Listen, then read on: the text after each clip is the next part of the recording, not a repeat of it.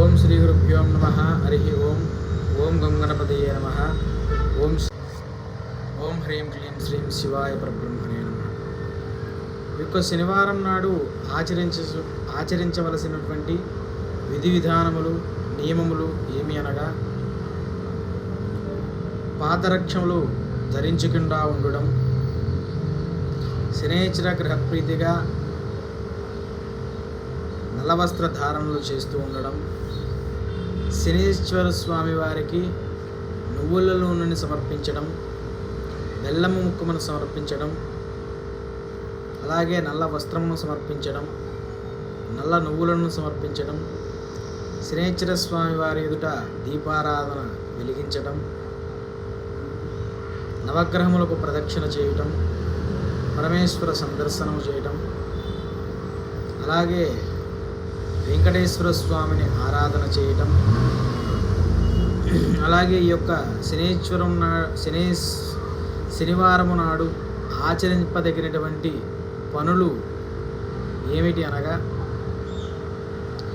రాత్రి యందు ఆచరించేటటువంటి పనులు వాస్తు పనులు, చెక్కుడు పనులు, సీసపు పనులు, తగరం లోహపు పనులు, ఇనుముకు సంబంధించినటువంటి పనులు, అలాగే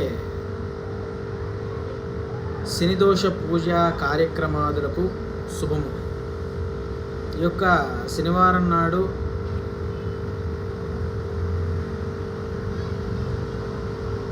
చేయదగినటువంటి పనులు ఆయుధ నిర్మాణములు చేయొచ్చును.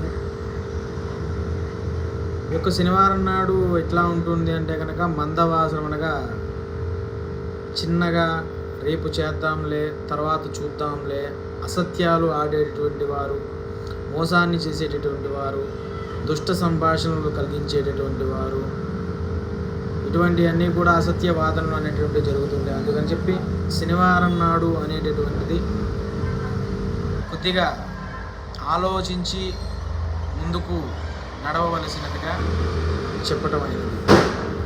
అలాగే శనీశ్వర గ్రహం యొక్క అనుగ్రహం కోసమై కూడా పూజించినట్లయితే శనీశ్వర గ్రహం తప్పక సంతృప్తి చెంది, శనీశ్వర గ్రహం యొక్క అనుగ్రహం వలన